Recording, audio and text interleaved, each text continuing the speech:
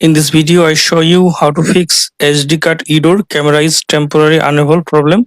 For solving this problem, go to settings, then go to apps, then go to see all apps, scroll down, find out camera app, tap on force stop, tap on OK, tap on storage and cache, clear storage, delete.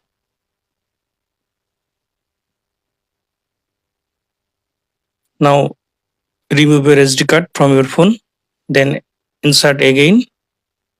Now open camera app. Now I hope that this method fix SD card error camera is temporary unavailable problem. But if this method not working, you have to change your SD card because your SD card is damaged.